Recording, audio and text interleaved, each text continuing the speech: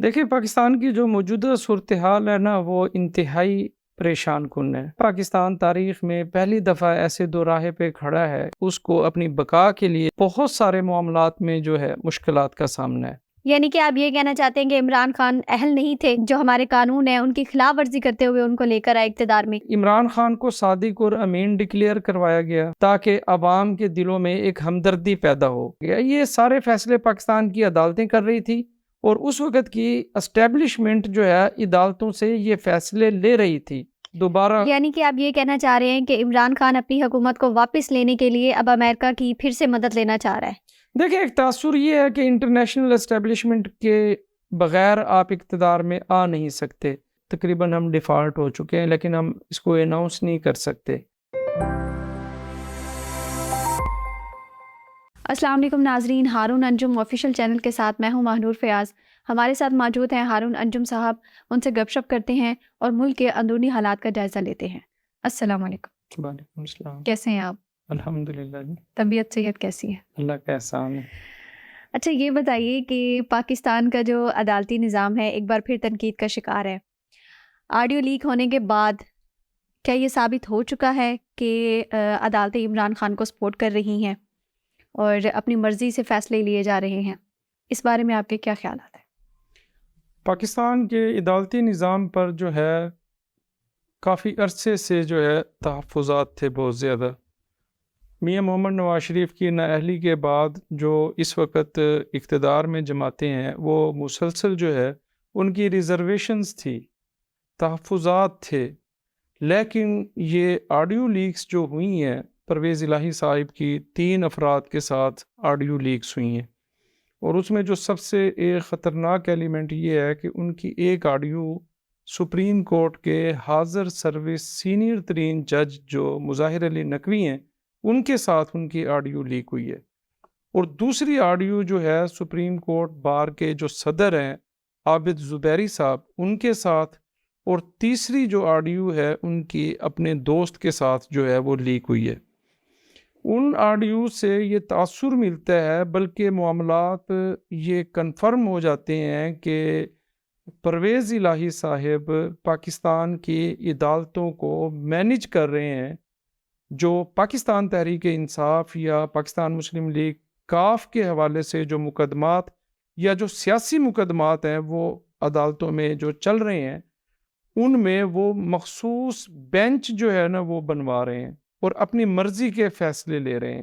ہارون صاحب، یہ بتائیے گا کہ عمران خان صاحب کی طرف سے جو خط لکھا گیا ہے ہمارے صدر عارف الوی صاحب کو، تو اس میں آپ نے ذکر کیا کہ قمر جاوید باجوہ جو ہمارے صاحب ہیں ان کی احتساب کے لیے لکھا گیا ہے، تو آپ کو کیا لگتا ہے کہ ان کا احتساب ہونا چاہیے یا نہیں ہونا چاہیے؟ کیا صرف جو احتساب ہے وہ ایک عام عوام کے لیے ہے، یا جو ہمارے لیڈرز ہیں ان کے لیے بھی کچھ ایسے انتظامات ہیں، یا وہ پھر جو مرضی چاہے وہ کرتے رہیں، یا ان کو کھلی آزادی ہے؟ کیا کہیں گے آپ اس بارے میں؟ دیکھیں، پاکستان کی جو موجودہ صورتحال ہے نا، وہ انتہائی پریشان کن ہے، اور شاید پاکستان تاریخ میں پہلی دفعہ ایسے دو راہے پہ کھڑا ہے، اس کو اپنی بقا کے لیے جو ہے بہت سارے معاملات میں جو ہے مشکلات کا سامنا ہے۔ دیکھیں، بات یہ ہے کہ قمر جاوید باجوہ صاحب پہ الزام ہے کہ وہ عمران خان کو جو ہے اقتدار میں لے کر آئے، انہوں نے تمام جو مشکلات ہیں وہ دور کی، عمران خان کو مکمل سپورٹ کیا، اور پھر ان کو پاکستان کا وزیر اعظم بنوایا۔ پاکستان کی اسٹیبلشمنٹ اس وقت جب عمران خان پاکستان کے وزیر اعظم بن رہے تھے، ان کو ہر مرحلے پر انہوں نے آئین اور قانون کو توڑ کر سائیڈ پہ رکھ کر پاکستان کی عدالتوں کو استعمال کرنے کے بعد ان کو وزیر اعظم بنایا۔ یعنی کہ آپ یہ کہنا چاہتے ہیں کہ عمران خان اہل نہیں تھے، قمر صاحب نے ان کا ساتھ دیا، اور جو ہمارے قانون ہیں ان کی خلاف ورزی کرتے ہوئے ان کو لے کر آئے اقتدار میں؟ جی، وہ دیکھیں، عمران خان کو صادق اور امین ڈکلیئر کروایا گیا تاکہ عوام کے دلوں میں ایک ہمدردی پیدا ہو۔ پھر اس وقت جو وزیر اعظم تھے میاں محمد نواز شریف، ان کو اپنے بیٹے سے تنخواہ نہ لینے پر نااہل قرار دیا گیا، پھر ان کو پارٹی صدارت سے بھی محروم کر دیا گیا۔ یہ سارے فیصلے پاکستان کی عدالتیں کر رہی تھی، اور اس وقت کی اسٹیبلشمنٹ جو ہے عدالتوں سے یہ فیصلے لے رہی تھی۔ اب عمران خان آ گئے، وزیر اعظم بن گئے، لیکن جو اسٹیبلشمنٹ کی توقعات تھی یا عمران خان نے اسٹیبلشمنٹ سے جو کمٹمنٹس کی تھی یا ان کو جو ہے سہانے خواب دکھائے تھے کہ جب آپ مجھے وزیر اعظم بنائیں گے تو میں پاکستان میں دودھ اور شہد کی نہریں بہا دوں گا، لیکن عمران خان بطور وزیر اعظم پاکستان کے ناکام ترین وزیر اعظم رہے۔ پاکستان میں امن و امان کے مسائل پیدا ہوئے اور انہوں نے اپنے دور میں مسلسل وزارتوں کو وہ تبدیل کرتے رہے، اور سب سے بڑا صوبہ جو پنجاب کا صوبہ ہے اس کو انہوں نے ایک ایسے نااہل شخص کے حوالے کیا جو ایک شہر کو چلانے کی صلاحیت بھی نہیں رکھتا تھا۔ پھر جب اسٹیبلشمنٹ نے فیصلہ کیا یا سوچا کہ پاکستان تو بہت شدید مشکلات کا شکار ہو گیا اور ڈیفالٹ ہونے کے قریب ہے اور IMF جو ہے ہمارا پیکج بحال نہیں کر رہا، تو پھر انہوں نے عمران خان کو کہا کہ بھئی اب تک جس طرح سے بھی ہم آپ کو سپورٹ کرتے رہے ہیں، لیکن اب آپ کو اپنا وزن خود اٹھانا پڑے گا۔ عمران خان کے خلاف تحریک عدم اعتماد فاروق پیش صاحب ہوئی۔ یہ بتائیے گا کہ پاکستان تو ڈیفالٹ ہو چکا ہے، جی وہ تو یہ صورتحال آ چکی ہے اب، جی۔ لیکن اس وقت نون لیگ کی حکومت ہے، اور یہ میرے خیال سے پچھلے سال 2022 میں عمران خان صاحب کی حکومت ختم ہو چکی تھی، لیکن جو یہ صورتحال ہے یہ اب آ کے ہوئی ہے، تو آپ کا کیا کہنا ہے اس حوالے سے؟ دیکھیں بات یہ ہے کہ جب عمران خان کے خلاف تحریک عدم اعتماد پیش ہوئی اور وہ وزیر اعظم نہیں رہے، تو اس سے پہلے انہوں نے ایک انتہائی مشکل معاہدہ کیا تھا IMF کے ساتھ، پھر ان کے خلاف تحریک عدم اعتماد پیش ہو گئی، پھر انہوں نے وہ معاہدے توڑ دیے اور انہوں نے ان معاہدوں کو پس پشت ڈال دیا تاکہ عوام کی ہمدردی ان کے ساتھ رہے۔ پھر شہباز شریف وزیر اعظم بنے، پھر انہوں نے مشکل فیصلے کیے۔ پرابلم یہ ہے کہ سب سے زیادہ اس وقت جو مشکل معاملہ ہے وہ یہ ہے کہ پاکستان سیاسی طور پر عدم استحکام کا شکار ہے۔ پاکستان کی عدالتیں اپنا 90% وقت جو ہے وہ سیاسی معاملات کے لیے صرف کرتی ہیں۔ وہ اب دیکھیں شہباز شریف کی حکومت کا بھی یہی گلہ شکوہ ہے کہ جو پاکستان کی عدالتیں ہیں وہ ان کو اس طریقے سے کام نہیں کرنے دے رہی جو ان کا حق ہے۔ عدالتیں سیاسی معاملات میں مداخلت کر رہی ہیں، وہ سارے فیصلے پاکستان تحریک انصاف کے حق میں جا رہے ہیں، اور تحریک انصاف پھر پاکستان کو اب دیکھیں 2 اسمبلیاں توڑ دی ہیں عمران خان نے، پنجاب کی اور KPK کی۔ دیکھیں مردم شماری نہیں ہے، الیکشن کمیشن آف پاکستان جو ہے وہ پریپیئر نہیں ہے، بلا شبہ یہ اس بات میں کوئی وہ دو رائے نہیں ہے کہ آئین اور قانون کے مطابق جو 90 دن میں جو ہے نا وہ الیکشن ہونے ہوتے ہیں، لیکن یہاں پر کمپلیکیشنز اتنی بڑھ گئی ہیں کہ اس وقت معاشی نظام ہے نا پاکستان کا، وہ جیسے آپ نے کہا ہے کہ تقریباً ہم ڈیفالٹ ہو چکے ہیں لیکن ہم اس کو اناؤنس نہیں کر سکتے۔ تو اس میں یہ ہے کہ جو سیاسی تجزیہ کار ہیں اور صحافی حضرات ہیں یا جو پاکستان کا درد رکھنے والے لوگ ہیں، ان کا یہ ہے کہ اس وقت پاکستان کی جو سب سے ٹاپ پرائرٹی ہے وہ یہ ہونی چاہیے کہ ہم معاشی معاملات کو درست کریں۔ ابھی IMF کا وفد تقریباً 1 ہفتے سے زائد پاکستان میں رہ کے گیا ہے، اور ان کا یہ اصرار تھا کہ ہم آپ کا پیکج اس وقت بحال کریں گے جب آپ یہ جو معاشی معاملات ہیں ان کو درست کریں گے، اور جو منی بجٹ ہے، فنانس بل ہے، اس کو اپروو کریں گے، آپ فیول کی پرائسز بڑھائیں گے، بجلی کی قیمتیں بڑھائیں گے، جو لگژری اشیاء ہیں ان کی قیمتیں بڑھائیں گے۔ اب دیکھیں 170 ارب روپے کا منی بجٹ فنانس بل منظور ہوا ہے پارلیمنٹ سے، اور وہ سارے کا سارا بوجھ جو ہے نا پاکستان کی غریب عوام پہ ہے، اور آپ دیکھیں کہ عوام پہلے ہی مہنگائی سے اتنے شدید پریشان ہے کہ ان کا اپنے نظام کو کنٹینیو کرنا انتہائی دشوار ہے۔ لوگ اپنی جو جمع کی ہوئی چیزیں ہیں ان کو بیچ کر لوگ جو ہے نا اپنا کچن، اپنی گروسری اور اپنا بچوں کو تعلیم اور جو صحت ہے وہ اس سے وہ حاصل کر رہے ہیں۔ تو اب 170 ارب روپے کا بوجھ اور ڈال دیا ہے، اور صرف یہ ہے کہ یہ IMF کی ریکوائرمنٹ تھی، اور انہوں نے کہا کہ پہلے آپ اس کو لاگو کریں گے پھر ہم آپ کا جو پیکیج ہے اس کو بحال کریں گے. دیکھیں امید ہے کہ آنے والے کچھ دنوں میں IMF ہمارا پیکیج بحال کر دے گا. ہارون صاحب یہ بتائیے گا، فواد چودھری نے امریکہ سے مدد کی اپیل کی ہے، ان کے سفیر سے ملاقات کی خواہش کی ہے، اس کے پیچھے کیا مقاصد ہے؟ اس کے پیچھے مقاصد یہ ہے کہ جب عمران خان کی حکومت ختم ہوئی تو ان عمران خان نے مورد الزام جو ہے وہ امریکہ کو ٹھہرایا تھا، بھئی میری حکومت گرانے میں امریکہ براہ راست ملوث ہے. پھر انہوں نے آہستہ آہستہ اس پہ یو ٹرن لیتے لیتے اب وہ یہاں تک آ گئے ہیں کہ میری حکومت امریکہ نے نہیں، میری حکومت قمر جاوید باجوہ نے گرائی ہے. تو عمران خان کو معلوم ہے کہ امریکہ سے بہتر تعلقات کے بغیر وہ کبھی پاکستان کے اقتدار میں دوبارہ نہیں آ سکتے. تو انہوں نے اس سلسلے میں کوئی 2-4 ماہ پہلے ایک امریکن فرم کی بھی جو ہے خدمات حاصل کی تھی، اور اس کا مقصد صرف یہ تھا کہ جو امریکن تھنک ٹینکس ہیں یا جو وہاں اقتدار کے حلقے ہیں ان کے ساتھ اپنے تعلقات کو وہ بہتر کر سکیں. تو یہ فواد چودھری کی جو امریکن سفیر سے ملاقات ہے ایک قسم کا پاکستان تحریک انصاف امریکہ کے ساتھ اپنے بہتر تعلقات کو استوار کرنے کے لیے، ان کو خوشگوار بنانے کے لیے جو ہے دوبارہ، یعنی کہ آپ یہ کہنا چاہ رہے ہیں کہ عمران خان اپنی حکومت کو واپس لینے کے لیے اب امریکہ کی پھر سے مدد لینا چاہ رہا ہے؟ دیکھیں ایک تاثر یہ ہے کہ انٹرنیشنل اسٹیبلشمنٹ کے بغیر آپ اقتدار میں آ نہیں سکتے، اور اس میں بھی امریکہ. تو اور یہ ایک جائز تصور ہے کہ پاکستان میں جو بھی حکومتیں آتی ہیں وہ امریکن سپورٹ کے ساتھ ہی آتی ہیں. تو عمران خان اپنے تعلقات کو بہتر کرنا چاہتے ہیں ان کے ساتھ. تو پھر پہلے یہ الزامات تھے کہ ان کی حکومت امریکہ کی وجہ سے ہی گری ہے، اب امریکہ سے پھر سے تعلقات استوار کرنا چاہ رہے ہیں حکومت کو بحال کرنے کے لیے. تو آپ اس بارے میں کیا کہیں گے؟ حقیقت کیا ہے؟ حقیقت یہ ہے کہ کوئی امریکن سازش نہیں تھی. اس وقت کی جو ہماری نیشنل سیکورٹی کونسل ہے جس میں ہمارے تمام خفیہ ایجنسیز کے سربراہ شرکت کرتے ہیں، تو انہوں نے یہی رپورٹ پریزنٹ کی تھی کہ کسی قسم کی کوئی سازش نہیں ہوئی، اور نہ ہی وہ سائفر کا معاملہ اس طریقے سے ہے جس طریقے سے عمران خان اس کو پریزنٹ کر رہے ہیں. عمران خان کا مقصد صرف یہ تھا کہ پاکستانی قوم کے اندر یہ تاثر ہے کہ پاکستانی قوم کہ جو امریکہ مخالف جو نیریٹو ہے نا، چورن جس کو بولتے ہیں، وہ پاکستانی قوم تیزی کے ساتھ خریدتی ہے. مطلب امریکن مخالف بیانیے کو پاکستانی قوم لائک کرتی ہے.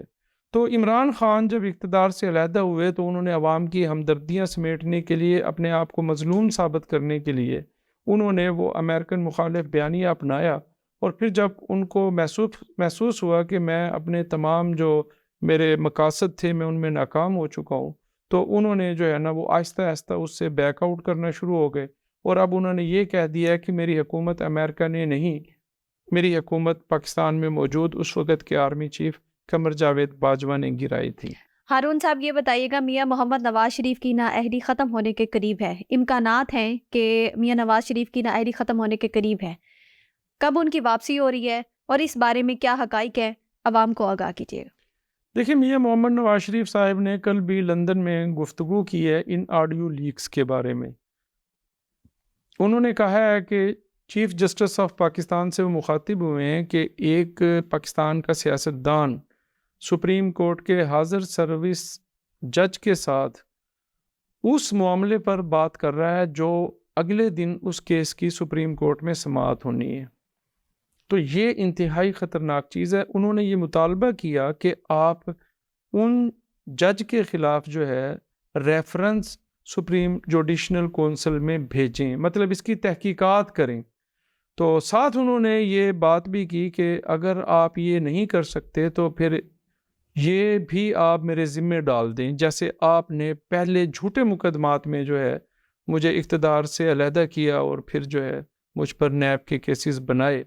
تو اس میں یہ پیغام ہے کہ میاں محمد نواز شریف جو پاکستان کے ریاستی ادارے ہیں ان کو یہ ریئلائز کرا رہے ہیں کہ جو زیادتی آپ نے میرے ساتھ کی ہے تو مجھے اس سے جو ہے نا باہر نکالا جائے، تاکہ ان کی شدید خواہش ہے کہ وہ پاکستان اس وقت آئیں جب پاکستان کی عدالتوں سے وہ سرخرو ہو جائیں، تاکہ پاکستانی عوام میں وہ اپنا مقدمہ، اپنا بیانیہ یا جو وہ پاکستان کے لیے مزید جو اپنی خدمات سر انجام دینا چاہتے ہیں وہ بہتر طریقے سے پاکستان کی عوام میں جو ہے وہ جا سکیں. جی ہارون صاحب یہ بتائیے گا، عمران خان کی جیل بھرو تحریک شروع ہونے لگی ہے، آپ کو کیا لگتا ہے کہ اس وقت ملک کی جو صورتحال ہے معاشی سیاسی، کیا ملک اس چیز کو افورڈ کر سکتا ہے؟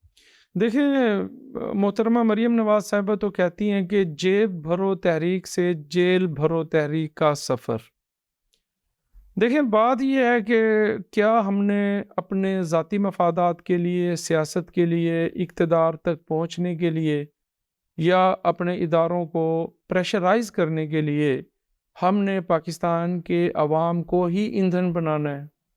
اب آپ دیکھیں کہ عمران خان پاکستان کے وہ سیاستدان ہیں جن کی اپنی اولاد، ان کے 2 بیٹے کبھی پاکستان میں نہیں رہے، سلمان اور قاسم، ٹھیک ہے۔ اس وقت جو سابق وزیر اعلیٰ پنجاب پرویز الہی ہیں، ان کے بیٹے پاکستان سے مفرور ہیں، جو اس سارے فساد کی جڑ ہے۔ مطلب کہا یہ جاتا ہے کہ پنجاب میں حکومت کا ختم کرنا، پرویز الہی کا پنجاب اسمبلی تحلیل کرنا، اس سارے پلان کے پیچھے مؤنس الہی جو ان کا بیٹا ہے، اور ان پر کرپشن کے بہت سنگین الزامات ہیں، اور اسمبلیاں تحلیل ہونے سے پہلے وہ پاکستان چھوڑ چکے تھے۔ اب پرویز الہی کا بیٹا ملک سے باہر، عمران خان کے بیٹے ملک سے باہر، فرح گوگی ملک سے باہر، مجھے یہ بتائیں کیا عثمان بزدار، اسد عمر، فواد چودھری، شیخ رشید یا عمران خان اس جیل بھرو تحریک میں سب سے پہلے اپنے آپ کو گرفتاری کے لیے پیش کریں گے؟ کبھی نہیں کریں گے۔ تو یہ جو پاکستانی سیاستدانوں کا وتیرہ ہے کہ وہ عوام کو استعمال کرتے ہیں اپنے ذاتی مقاصد کے لیے، یہ انتہائی شرمناک ہے۔ میرا ایک سوال ہے کہ اگر جیل بھرو تحریک میں عمران خان صاحب خود اپنے آپ کو سب سے پہلے کرتے ہیں حوالے، یا پھر جو مقدمات چل رہے ہیں عمران خان صاحب کو جیل ہو جاتی ہے، لیکن عمران خان ایک پاپولر لیڈر ہے ہماری عوام میں، ان کی گرفتاری کے بعد ملک میں کیا حالات ہوں گے؟ دیکھیں بات یہ ہے کہ جو شخص عدالتوں کے طلب کرنے پر وہ پیش ہونے سے انکاری ہے، ابھی دیکھیں آخری جو ان کی ضمانت کینسل ہوئی ہے اس میں ان کے وکیل نے کہا ہے کہ وہ انتہائی بزرگ ہیں، وہ بیمار ہیں، اور ان کی صحت اجازت نہیں دیتی کہ وہ عدالت میں آئیں، تو عدالت میں نہ پیش ہونے پر عدالت کے جج نے ان کی ضمانت کینسل کر دی ہے۔ اور آپ دیکھیں کہ پاکستان کا واحد شخص ہے عمران خان، جس کو 10 دفعہ عدالتوں نے طلب کرنے کے باوجود وہ حاضر نہیں ہوا، اور پھر ان کی ضمانت کینسل۔ مطلب یہ قانون یا یہ ریلیف، رعایت پاکستان کی کسی دوسرے شہری کے لیے نہیں ہے۔ تو جو شخص عدالتوں کا سامنا نہیں کر سکتا، وہاں پہ اپنی ضمانت کو کنفرم کرنے کے لیے حاضر نہیں ہو سکتا، وہ جیل کیسے جا سکتا ہے؟ عمران خان کی بہت ساری مجبوریاں ایسی ہیں کہ وہ کبھی ایک دن اور ایک رات بھی جیل میں نہیں گزار سکتے، اور کچھ نہیں ہوگا۔ آپ دیکھیں کہ ان کی حکومت کو ختم ہوئے تقریباً 10 ماہ ہو چکے ہیں۔ انہوں نے پہلے ایک جو ہے دھرنا دیا، پھر لانگ مارچ کیا، پھر انہوں نے پورے پاکستان میں بڑے بڑے جلسے کیے، انہوں نے احتجاجی تحریکوں کی کال دی، سب فیل ہو گئی۔ اب صرف یہ ہے کہ وہ زمان پارک کو انہوں نے ایک بینکر بنایا ہوا ہے، اور وہاں پر 100-200 لوگ ہر وقت موجود ہیں تاکہ وہ گرفتاری سے بچ سکیں، کیونکہ جب ان کی ضمانت کینسل ہو چکی ہے تو آئین اور قانون نافذ کرنے والے ادارے یہ حق رکھتے ہیں کہ کسی بھی وقت ان کو گرفتار کیا جا سکتا ہے، کیونکہ ان کی ضمانت کینسل ہو چکی ہے۔ لیکن انہوں نے ایک حصار بنایا ہوا ہے، روزانہ 50 لوگ، 100 لوگ، 200 لوگ زمان پارک جمع ہوتے ہیں، اور وہ اگر کسی کی یہ کوشش ہے کہ ان کو گرفتار کیا جائے تو ان کو یہ تاثر دیتے ہیں کہ آپ کو عمران خان کو گرفتار کرنے کے لیے ہماری لاشوں سے گزرنا پڑے گا۔ تو عمران خان نے ہمیشہ سیاست کی ہے، وہ کی ہے اسٹیبلشمنٹ کی چھتری کے نیچے، اس کی سپورٹ کے ساتھ۔ ہارون صاحب، پی ایس ایل کے بارے میں کیا کہیں گے؟ پی ایس ایل کے میچز سٹارٹ ہو چکے ہیں، جو کہ پاکستان کرکٹ کی ایک بہت بڑا برانڈ ہے، لیکن ملتان میں اس کا انعقاد کیا جا رہا ہے، جو کہ پاکستان کا ایک سب سے چھوٹا شہر ہے، چھوٹے شہروں میں شمار ہوتا ہے۔ روڈز بلاک ہیں، تعلیمی ادارے بند ہیں، عوام بہت مشکل کا شکار ہے، اس کے بارے میں کیا کہیں گے؟ دیکھیں پہلی تو بات یہ ہے کہ ہمیں جو پاکستان کرکٹ بورڈ کی مینجمنٹ ہے اس کا شکریہ ادا کرنا چاہیے کہ انہوں نے ملتان کو 3 میچز دیے، اور اس کی جو افتتاحی تقریب ہے وہ بھی ملتان میں منعقد ہوئی ہے. یہ ملتان کے لیے، ساؤتھ پنجاب کے لیے، جنوبی پنجاب کے لیے بہت بڑا ایونٹ ہے. کیونکہ دیکھیں جب ایک انٹرنیشنل ایونٹ ہوتا ہے، ایک اتنی بڑی تقریب ہوتی ہے، تو پوری دنیا کے اندر جو ہے اس شہر کا نام جو ہے وہ روشن ہوتا ہے. لیکن معاملات یہ ہیں کیونکہ ملتان ابھی ایک چھوٹا شہر ہے، تو یہاں پر کوئی ٹریفک کا سسٹم نہیں ہے، یہاں پر 5 سٹار ہوٹلز نہیں ہیں. یہاں پر ایک جو ہے ہوٹل ہے، اور وہ پاکستان جو ملتان ہے اس کے ہب میں ہے. وہاں سے جو ہمارا اسٹیڈیم ہے اس کا فاصلہ تقریباً 1 گھنٹے کا ہے. جب ہم نے ٹیم کو اسٹیڈیم تک لے کر جانا ہوتا ہے تو اس کے راستے کے جو تمام روٹس ہیں ان کو بند کرنا ہوتا ہے، کیونکہ سیکورٹی معاملات پاکستان میں انتہائی سنجیدہ ہیں. کل بھی کراچی کے اندر ایک دہشت گردی کا خوفناک واقعہ ہوا ہے جس میں پولیس پر حملہ کیا گیا. ہارون صاحب یہ بتائیے گا کہ پچھلے دنوں ایک دھماکہ ہوا، اب پھر کراچی میں دھماکہ ہوا. ہمیں ٹیم کو لے جانے کے لیے سارے راستے بند کرنے پڑتے ہیں.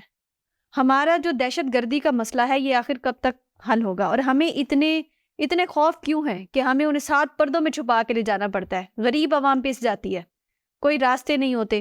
جب ہمارے پاس انتظامات نہیں ہیں تو ہم وہ سٹیپ کیوں لیتے ہیں جس سے ہماری عوام کو ہی آخرکار مشکلات کا سامنا کرنا پڑتا ہے؟ دیکھیں آپ کا بہت سنجیدہ ایک سوال ہے، اور اس وقت ملتان میں رہنے والے تمام شہری اتنی اذیت کا شکار ہیں کہ ان کو آفیسز پہنچنے کے لیے یا واپس اپنے گھروں میں جانے کے لیے، مطلب جس طرف آپ ملتان میں نکلیں گے تو آپ کو سڑکیں بلاک ملیں گی. 3 گھنٹے یہی ایک اور سیریس مسئلہ ہے کہ جہاں پر ٹیم ٹھہری ہوئی ہے اس کے بالکل سامنے ملتان انسٹیٹیوٹ آف کارڈیالوجی ہے، جو ساؤتھ پنجاب میں دل کا ایک واحد ہسپتال ہے. اگر آپ دیکھیں کہ وہ عبدالی روڈ کو، اس علاقے کو، ایک وہاں پہ کرفیو ہے، اس کو کیموفلیج کیا ہے، وہاں پر کوئی بندہ نہیں پہنچ سکتا. تو جو سینکڑوں لوگ روزانہ اپنے ٹیسٹ کے لیے، اپنے علاج کے لیے جو کارڈیالوجی میں جو آتے ہیں، تو وہ لوگ 10 دن سے کہاں ہیں. کافی اموات واقع ہو چکی ہیں.